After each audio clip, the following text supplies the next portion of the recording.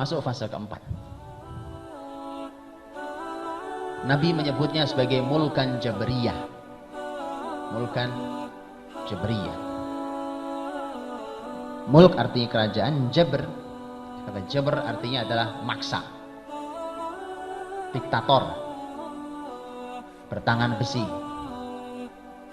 Mulkan jabriyah. Kepemimpinan berganti kepada kepemimpinan bertangan besi. Hari ini para ulama Islam mengatakan bahwa inilah zamannya. Inilah zamannya. Kalau boleh kita hitung, berarti dimulai dari Yahudi menutup peradaban Islam 1924, tutupnya Turki Utsmani, dan kita sekarang masih berlangsung ada di zaman kerajaan diktator bertangan besi. Mereka yang memimpin, terserah mereka mimpinnya, ya, terserah mereka mimpinnya. Umpamanya saya berikan contoh, terserah mereka mimpin itu saya berikan contoh. Indonesia ini umpamanya mengikuti sistem ikut pemilu, ya, demokrasi kayak yang buat juga mereka. Ikutlah kita pemilu. Di Indonesia ini ada pemilu. Selesai pemilu kemudian dipuji, oh, semua dunia muji, Australia muji, Indonesia negeri demokratis, puji, berjalan pemilu dengan jalan sangat damai, terus gitu, negeri yang demokratis, negeri yang moderat. Pergilah ke Gaza dan setelahnya Mesir. Muslimin ikut pemilu, ayo kita pemilu, ikut yuk. Kalau memang harus mengambil kepemimpinan dengan pemilu ikut kita, ikut. Teman-teman Hamas ikut pemilu, fair, nggak ada suap-suapan kayak di sini, ya, nggak ada serangan fajar, nggak ada. Menang telak, menang telak. Di Mesir berkumpul kelompok-kelompok Islam, Ikhwan, Salafi, kelompok-kelompok Islam kumpul memenangkan pemilu, naik Mursi. Tapi karena kepemimpinan di muka bumi ini bertangan besi, terserah mereka. Kalau Indonesia, ya pemimpin nggak akan membahayakan posisi Yahudi lah, ya kan. Jadi makanya demokratis, bagus negeri ini. Begitu masuk yang menjadi yang ikut pemilu menang telak adalah Palestina dan Mesir, PBB segera mengeluarkan sebuah instruksi bahwa kepemimpinan pemilu ini dimenangkan oleh kaum teroris. Maka kemudian batalkan. Jadi lihat, kita menyebutnya namanya standar ganda hari ini. Standar ganda. Pokoknya terserah mereka aja. Terserah mereka.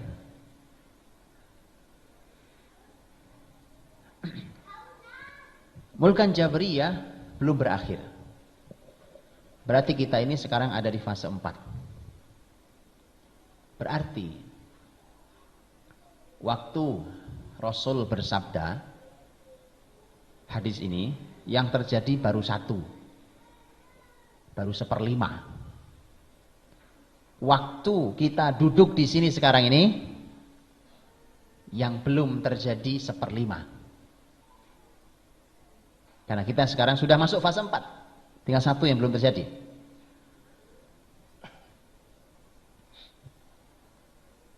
Mulkan Jabriyah pasti akan berakhir. Semua kepongahan, semua keangkuhan Yahudi di muka bumi hari ini pasti akan berakhir. Karena itu kalimat Rasul, karenanya muncul fase 5. Berarti fase 4 akan berakhir. Fase 4 ini akan berakhir.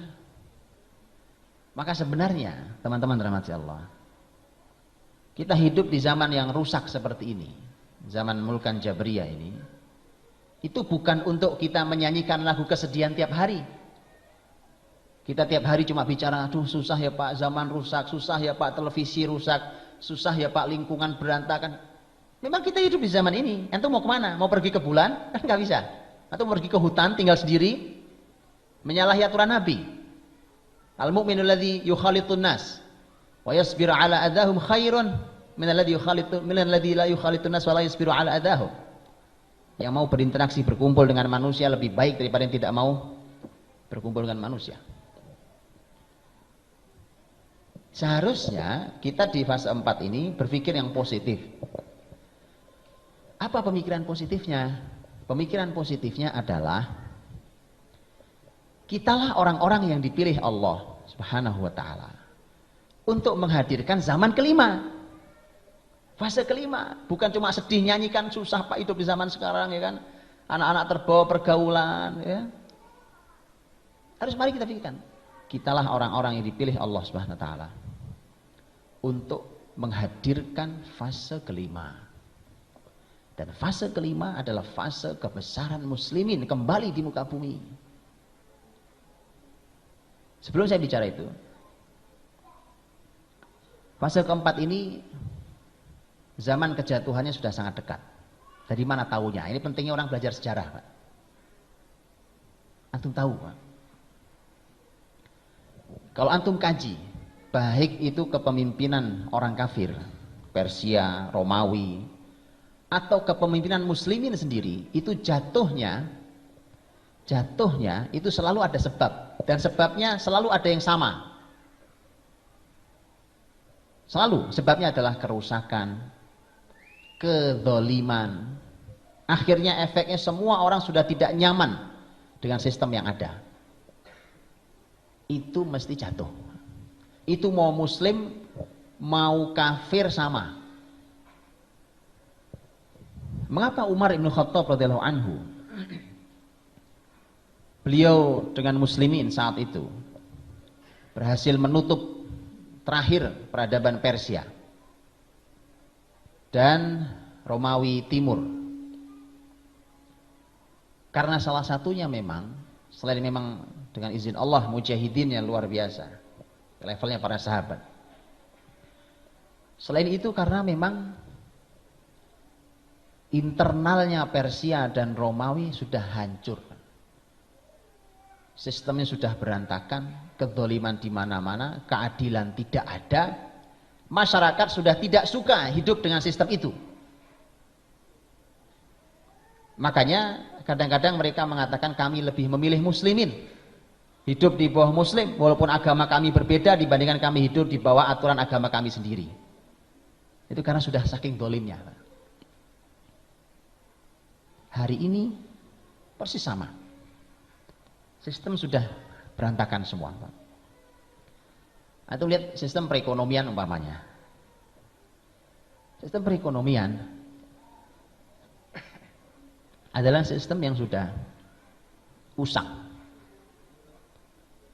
Saya pernah membaca sebuah berita bahwa Paus yang mengundurkan diri kemarin, Paus Benediktus XVI, itu memberikan instruksi kepada para pastor-pastornya di dunia untuk mempelajari sistem ekonomi syariah, sistem ekonomi Islam. Karena Kristen nggak punya sistem ekonomi. Dan ekonomi hari ini sudah jatuh. Negara sudah bangkrut satu persatu. Kemarin Amerika sempat shutdown pemerintahannya, ya, sempat tutup pemerintahannya. Cuma nggak lanjut aja. Masih buka lagi sekarang. Sempat shutdown. Spanyol, Portugal, yang lebih dulu malah Yunani, sekarang Italia, goyang ekonomi semua, Pak. Hanya karena disuntik oleh dana-dana internasional, baru kemudian dia mulai menggeliat lagi, tapi itu pun tidak cukup. Jatuh, Pak. Saat sedang krisis besar-besaran, Amerika dan Eropa itu, hari ini perekonomian yang disebut-sebut sebagai perekonomian besar tinggal dua. Cina dan Arab. Ya, bacalah zaman supaya kita tahu. Cina dan Arab. Asia, secara perekonomian juga menarik. Tapi Asia secara agama sama dengan rata-rata dengan Arab. Secara agama Islam. Paling hanya ada beberapa negara-negara, tapi Asia, terutama maksud saya adalah Asia Tenggara maksud saya. Nah, kalau Asia besar malah kemudian ada berbagai banyak negara-negara Islam. Nah, sesudah bagi rahmati Allah Subhanahu wa taala, ya sudah jatuh sistem kepemimpinan, sistem hukum, semuanya zalim, tidak ada keadilan, orang sudah tidak nyaman. Ini demokrasi di Indonesia ini, saya pernah mendengarkan langsung seorang pakar hukum senior di Indonesia, pakar hukum Indonesia ini salah seorang pengacara sangat senior, ketika diwawancarai dia mengatakan, nampaknya kita harus mencari sistem yang baru di Indonesia untuk menggantikan demokrasi yang hari ini. Jadi nggak perlu antum yang bicara itu sebenarnya. Mereka pun sudah merasakan bahwa ini sudah nggak beres nih. Ada yang salah nih. Ada yang salah.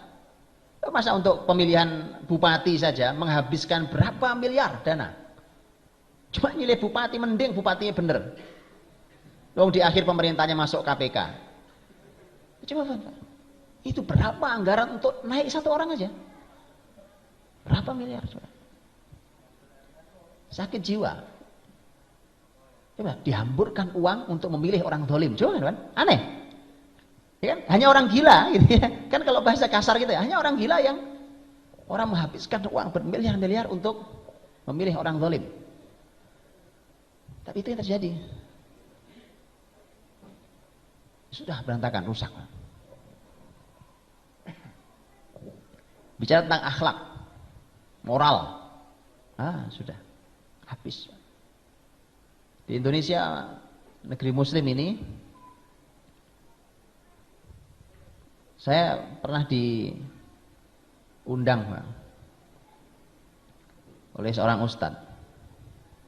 Beliau bilang, Ustaz Budi, tolong sediakan waktu untuk nanti mengisi para guru di Bekasi, pinggiran Jakarta sana. Karena begini Ustaz, beliau mengatakan begini, ada fenomena yang menyedihkan di SMA. Ini bukan lagi pergaulan bebas laki perempuan, kemunculan fenomena gay di SMA. Ini ada kaum Nabi Lut, kaum gay, Pak. Itu sudah masuk sampai ke level SMA. Gay. Yang Nabi Shallallahu Alaihi Wasallam mengajak kita untuk melaknat mereka. Kata Nabi, il'anuhum, laknat mereka. Maka dari itu, secara akhlak moral sudah tidak karuan. Moral berantakan. Yang halal dilarang, yang haram diwajibkan.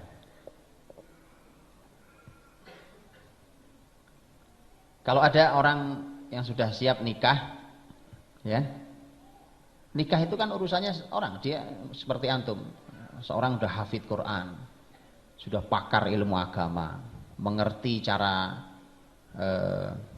membimbing keluarganya, secara ekonomi sudah mandiri, kemudian menikah, kan sudah pas. Apa yang salah?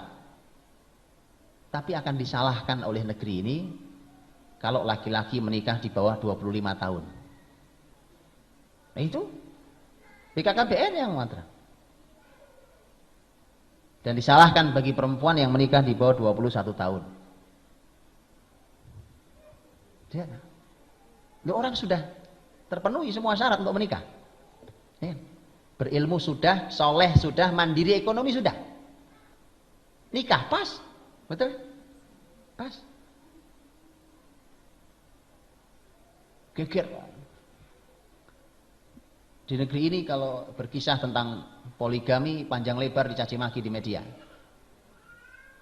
Ya kan? Muslimin ikut-ikutan pula. Yang zina biasa aja, selingkuh, zina apa diberitakan biasa aja. Jadi yang halal dipermasalahkan. Yang haram biasa aja. Bahkan haram mulai diwajibkan. Antum mulai haram diwajibkan di negeri ini. Sudah mulai berlaku. Ini saya ini bukan kalimat saya, tapi ini kalimat teman-teman yang ahli di dunia finance, keuangan, gitu ya. Itu membuat atau menyampaikan ke saya bahwa kan ini di negara ini sudah mulai diwajibkan sejak Januari 2014 kemarin ini. Sudah ada dikeluarkan kewajiban untuk asuransi kesehatan seluruh masyarakat Indonesia. Dan teman-teman di bidang keuangan ada seorang yang ahli bidang keuangan syariah mengatakan ke saya bahwa ini mewajibkan yang haram, Ustaz. Saya bilang, kok bisa? Ya, karena sistemnya dikelola secara ribawi. Jadi kita ini sudah menjauh dari riba, diwajibkan oleh negara masuk lagi ke riba. Padahal riba sudah menghancurkan perbankan di seluruh dunia. Kolaps perbankan, Pak. Sistem ekonomi hancur gara-gara riba. Untuk itu sudah waktunya. Sudah waktunya peradaban ini jatuh.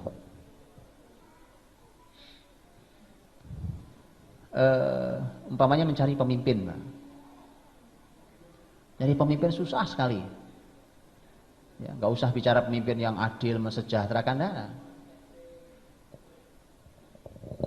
Jakarta itu kan dapat gubernur warisan sini, ya kan? Itu memperkenalkan istilah belusuan. Ya, di Jakarta mengenalkan istilah belusuan. Oh, itu sudah exciting, Pak. Itu sudah luar biasa. Karena gubernur sebelumnya nggak pernah belusuan. Ya, belusuan ke kampung-kampung, ke tempat-tempat ini, masyarakat sampai bilang, kami sepanjang jadi warga Jakarta nggak pernah, Pak, dikunjungi gubernur kecuali oleh beliau. Loh, cuma belusuannya orang senang, Pak. Bagaimana kalau setiap belusuan dikasih uang dinar, ya kan? Wih, luar biasa. Oh iya, itu baru belusuan orang senang. Artinya apa? Ini krisis kepemimpinan tuh sudah sampai pada level itu. Masyarakat itu sudah jauh dari pemimpinnya. Sudah tidak suka dengan kepemimpinannya. Rata-rata golput sudah 40% di Indonesia. Ya, sehingga siapapun pemenangnya pasti golput yang menang. Karena partai-partai lain nggak ada, Pak, yang mencapai 30%. 20%-nya susah kok. Ya. Jadi golput lah pemenangnya. Sekarang golput diprotes karena golongan putih, ya. Yang lain disebut golongan hitam. Baik, teman-teman rahmati Allah. Berarti di depan kita ini itu ada fase kelima. Fase kelima itu Nabi punya bahasa yang luar biasa, inspiratif buat kita. Nabi menyebut kembali dengan istilah khilafah ala minhajin nubuwah. Ya.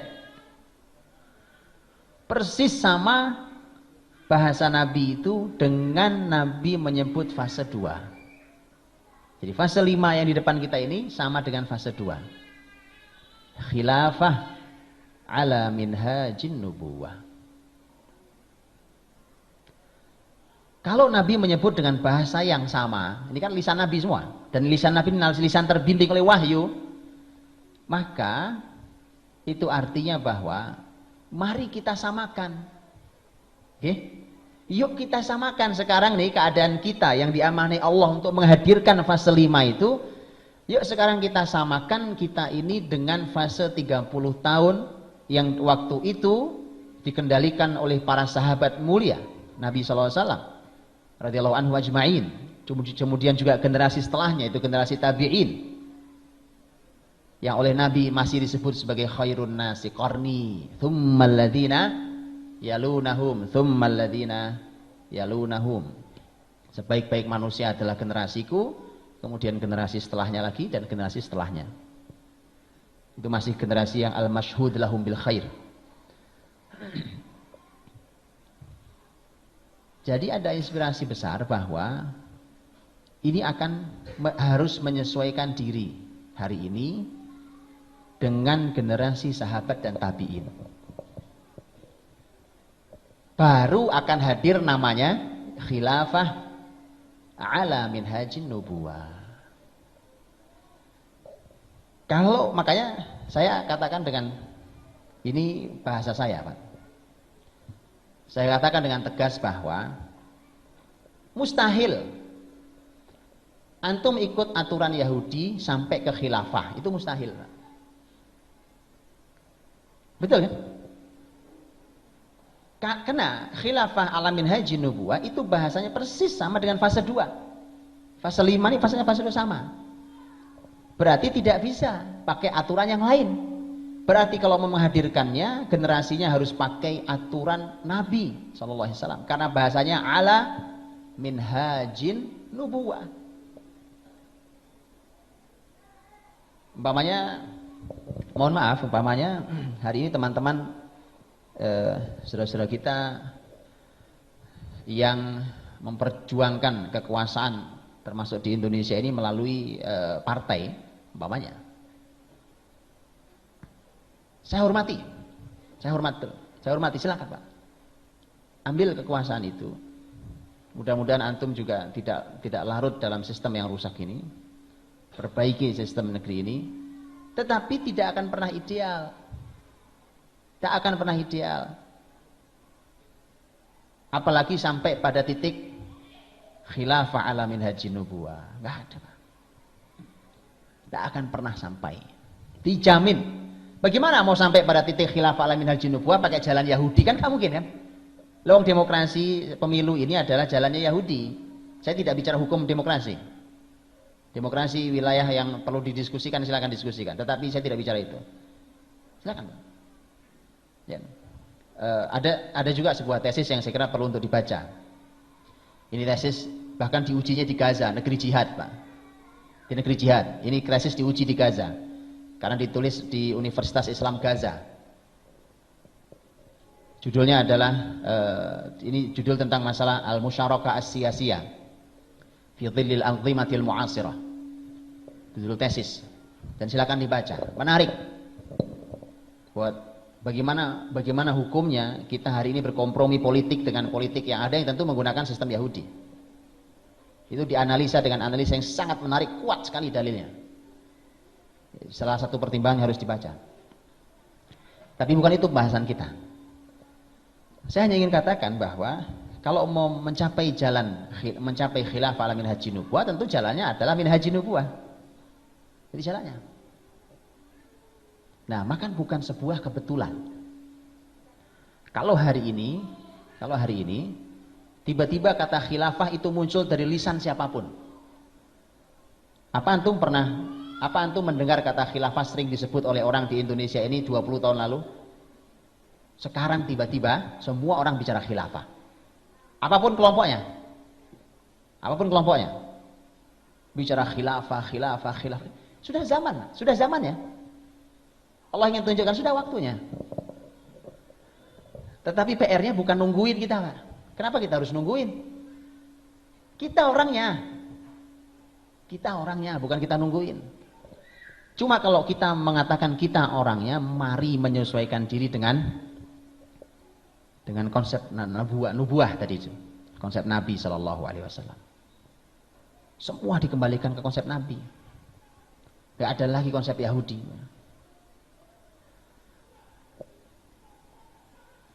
Karena saya di dunia pendidikan ini, para ustadz, para ustadzah, santri, saya mau bicara sedikit tentang dunia pendidikan. Ini contoh, Pak.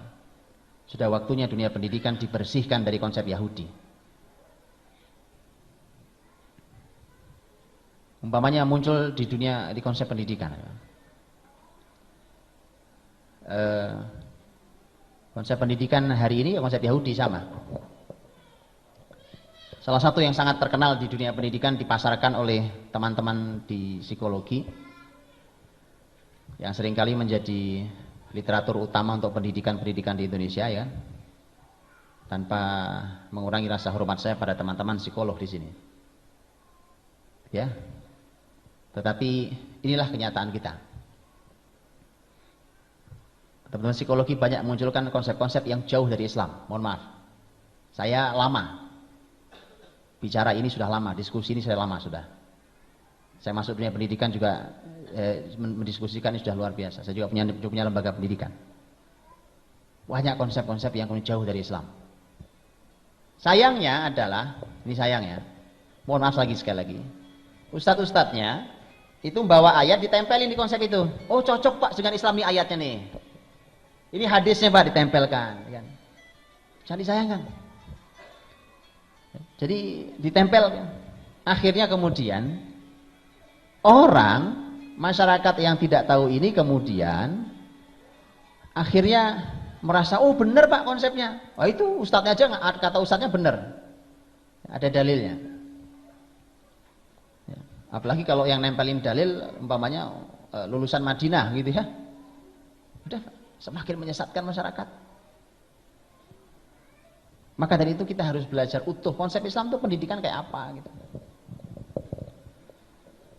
Saya kasih contoh.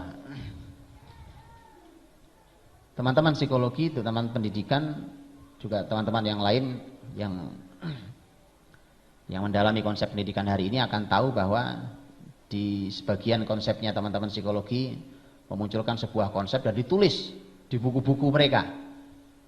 Judulnya Jangan Berkata Jangan. Betul? Ada konsepnya Ustaz-Ustaz? Ada ya? Jangan berkata jangan. Wah, kita terbang, kita kata, oh itu konsep Islami Pak, itu bijak sekali, kan? Itu luar biasa. Dari mana bijaknya? Di mana hebatnya konsep itu? Itu konsep melanggar syariat, Pak. Dihapus, buang tempat sampah, itu yang benar. Atau kalaupun konsep ini benar, hanya separuh. Sebagian saja. Betul kan? Hanya sebagian. Nah itu. Jadi jauh, Pak. Jauh. Ini kemudian efeknya panjang. Itu kan wah nanti ada survei, Pak. Ada penelitian tentang ilmu otak, gitu ya. Muncullah ilmu teori otak kiri, pindah otak kanan, pindah lagi otak tengah, ya kan? Besok otak pinggir, otak mana itu. Lelah antum dengan teori Yahudi. Bukan Islam tidak terima penelitian. Oh iya terima. Bahwa itu otak ilmu sendiri besar. Ya, Islam terima ya. Cuma muslimin ini punya tolak ukur syar'i. Muslimin itu punya Quran Sunnah. Itu yang diukur. Yang mana yang sesuai, mana yang tidak sesuai. Ya. Ini contoh. Jadi mari kita sesuaikan diri kita. Menyambut khilafah alamin haji nubuwah, dan kitalah orang-orangnya kalau Allah izinkan. Maka sesuaikan ilmu kita, sesuaikan konsep kegiatan kita. Coba Anda lihat semakin bergeraknya dunia pendidikan. Awalnya setelah dipikir-pikir oleh orang-orang pendidikan, disurvei, di apa segala macam, kemudian mereka mengatakan bahwa nampaknya yang namanya hukuman di dunia pendidikan tidak boleh. Nah, dikeluarkanlah hukuman tidak boleh di dunia pendidikan. Makanya kalau ada guru nyubit muridnya masuk polisian. Ya. Oh itu kan biasa. Di kita juga gitu. Saya bilang ketika ada guru-guru kemudian diadili atau dipanggil polisi gara-gara nyubit muridnya gitu ya, saya bilang kiamat pendidikan Indonesia. Bahwa gurunya harus belajar pendidikan, ya harus tahu kapan nyubit yang benar, kapan tidak. Tetapi kalau gara-gara itu kemudian gurunya masuk penjara, kiamat pendidikan Indonesia. Allah Pak, melanggar syariat. Melanggar syariat itu jangan sering-sering ya kan. Itu melanggar sekali aja musibah, melanggar berkali-kali. Itu baru Gunung Kelut meletus sini udah panik ya. Para kelut itu di daerah saya sana Pak, di Jawa Timur sana. Ya, juga. Gak usah melanggar syariat lah. Nah, kalau kemudian kita ini melakukan atau menganalisa sesuatu, analisalah dengan syariat ini, dengan wahyu ini.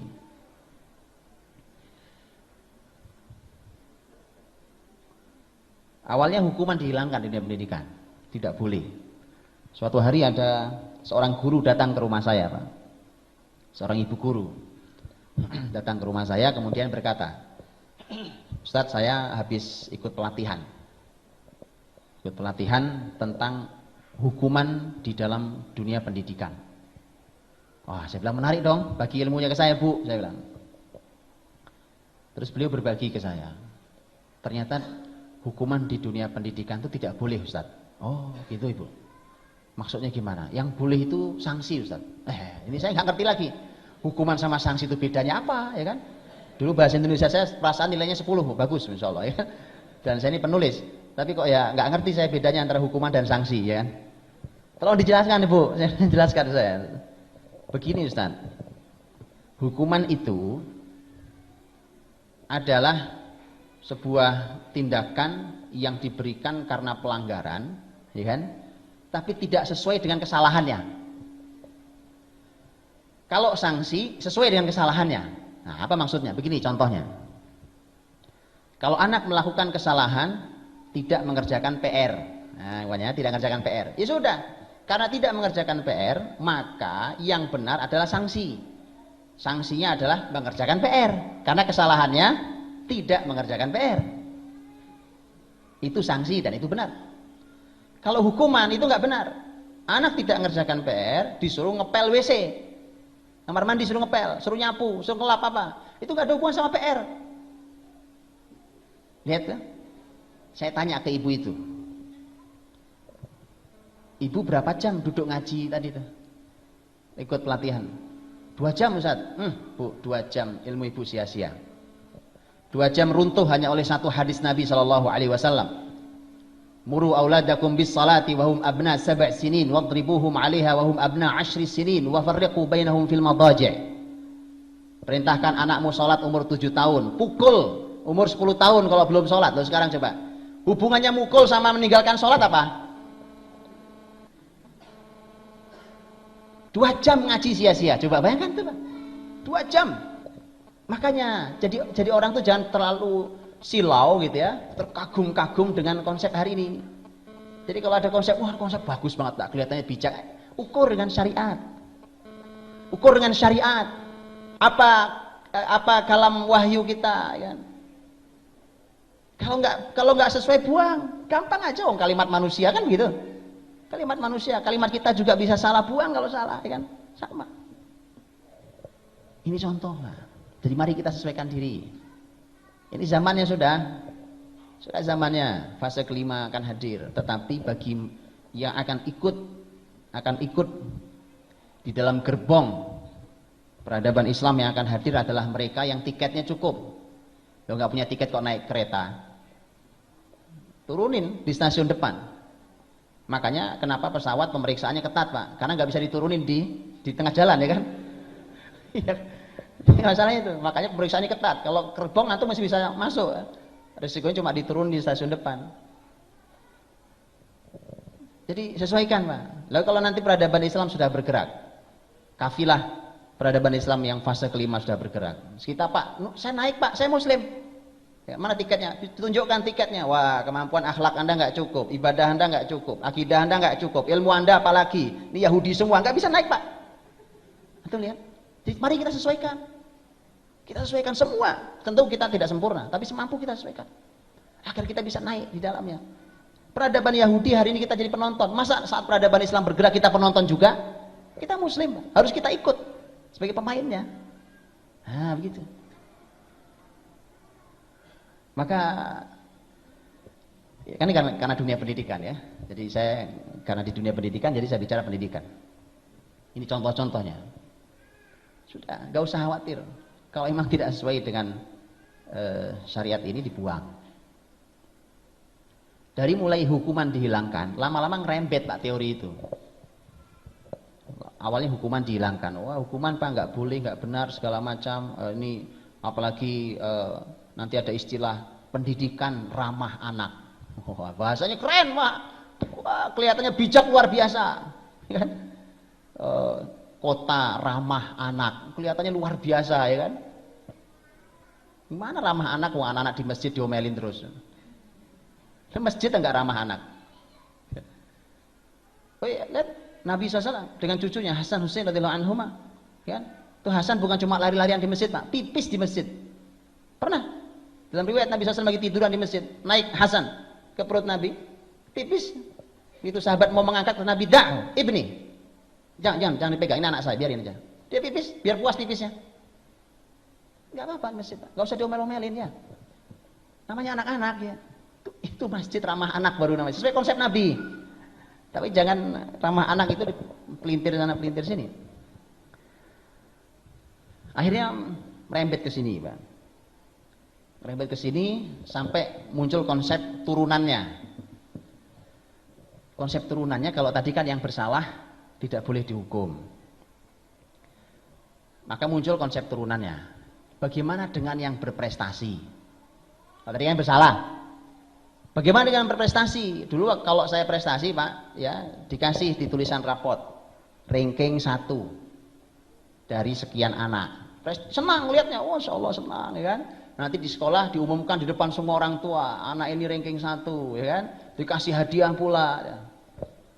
Sekarang sudah nggak boleh, karena semua anak adalah bintang. Loh, iya betul kan? Makanya Pak, kita Muslim, kita punya wahyu, jangan mudah tertipu oleh Yahudi.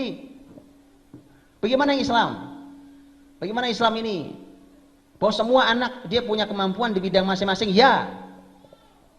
Tapi bahwa mereka berprestasi di bidangnya, sampaikan. Beri dia penghargaan. Dimanapun penghargaan itu. Sekarang ada yang berprestasi di dunia akademik, disampaikan. Ini yang paling berprestasi di dunia akademik, Pak.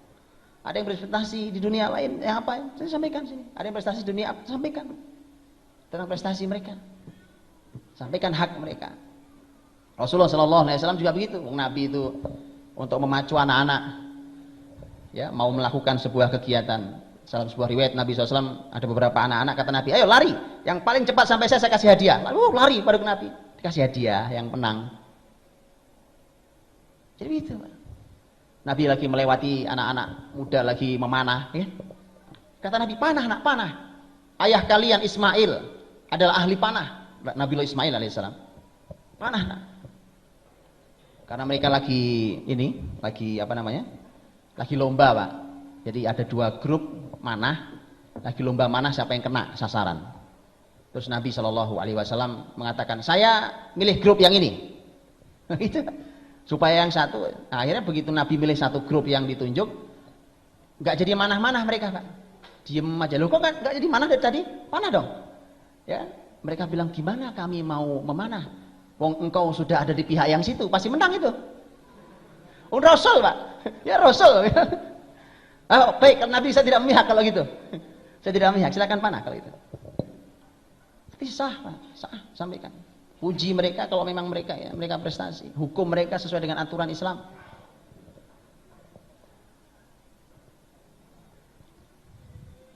Kan begini.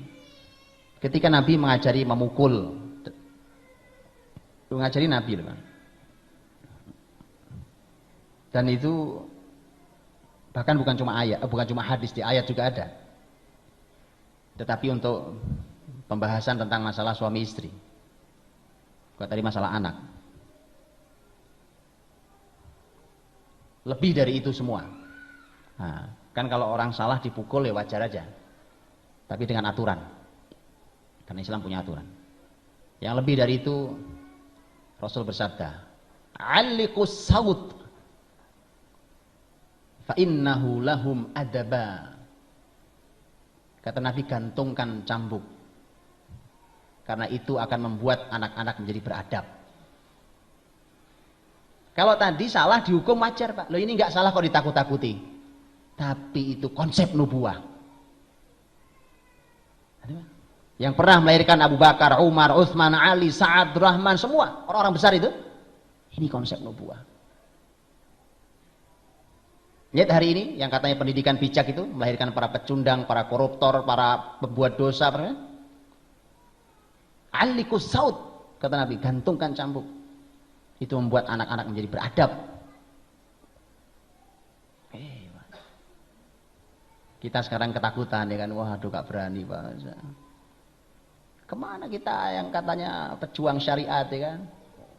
Ini syariat Pak, syariat di dunia pendidikan. Para pejuang syariatnya harus hadir. Sekali lagi tentu ada aturan.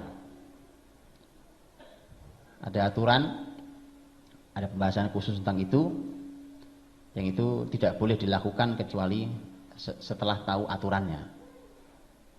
Dan bahasa yang menarik adalah salah seorang penulis yang seorang ahli yang menulis dalam bab ini, beliau mengatakan bahwa hukuman di dalam Islam itu seperti obat.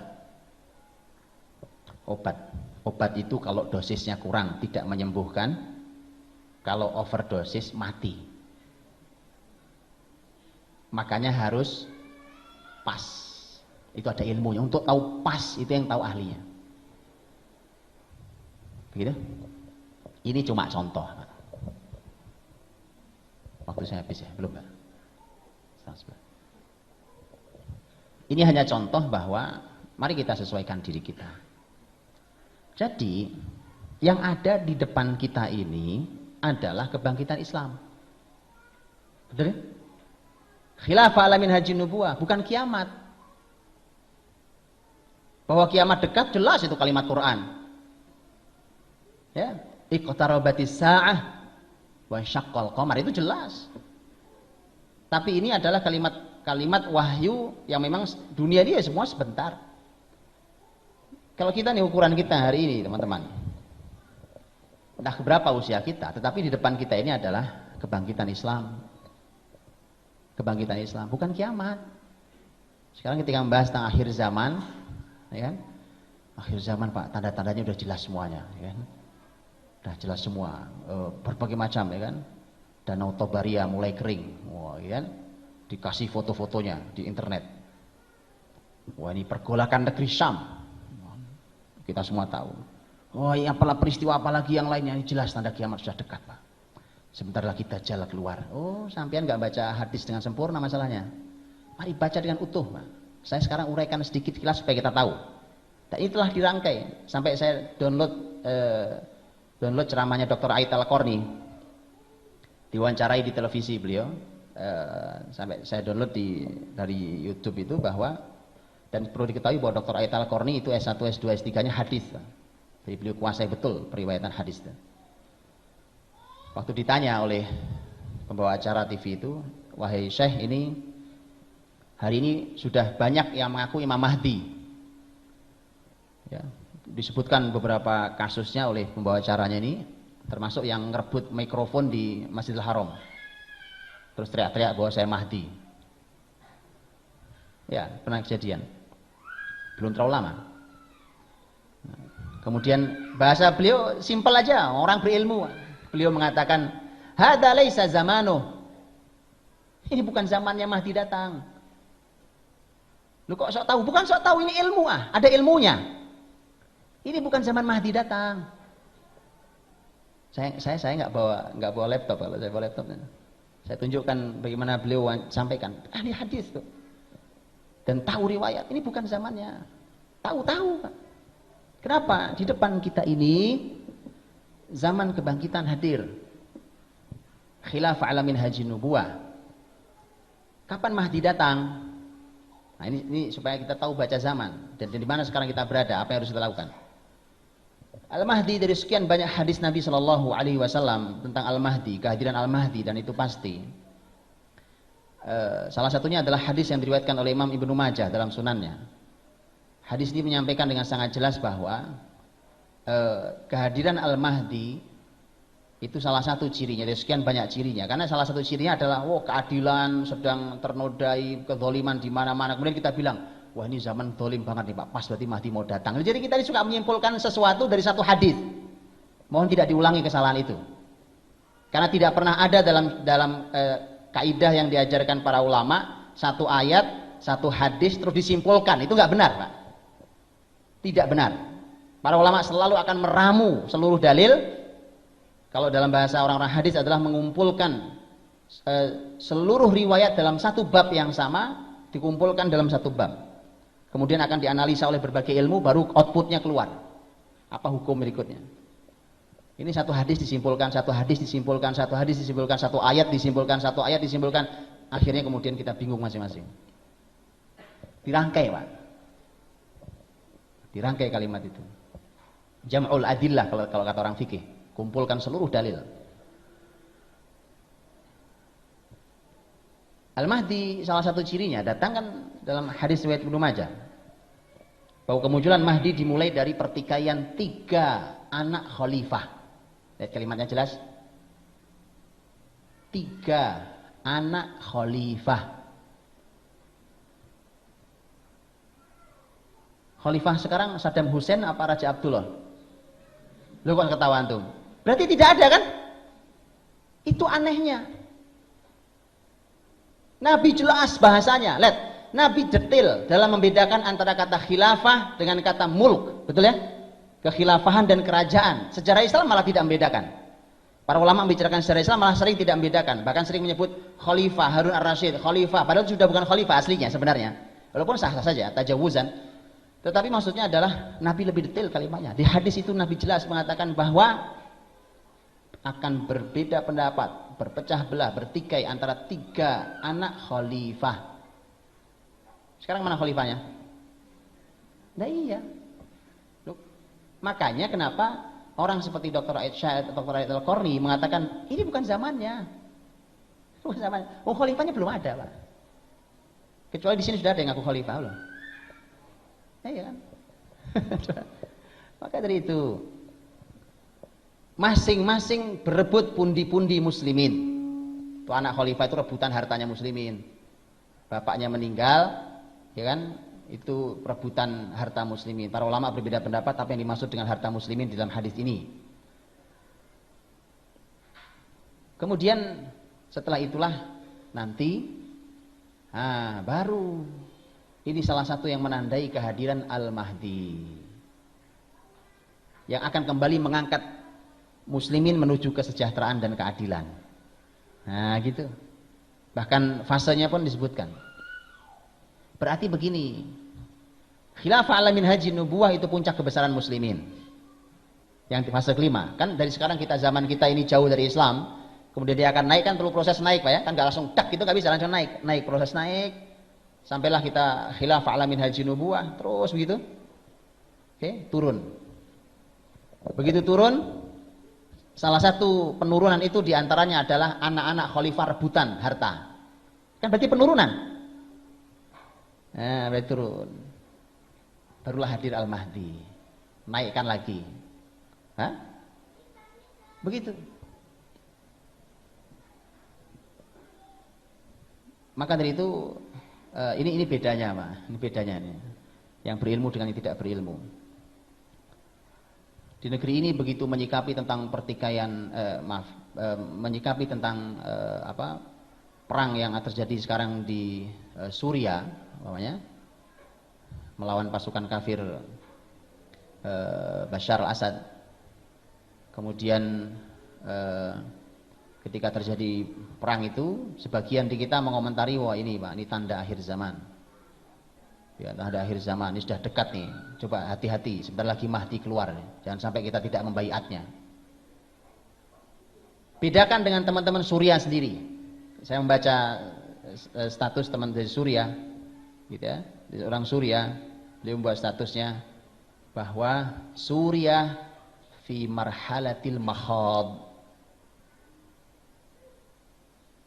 Suria sedang mules. Mules Pak, makhad itu mules mau lahiran. Hebat, pakai ilmu. Orang berilmu bicara begitu. Apa yang akan lahir? Satalidu fi istriha, satalidu fi istriha al-khilafah. Lahir, begitu lahir yang keluar khilafah. Setidaknya ini yang lebih dekat pada ilmu itu, Pak.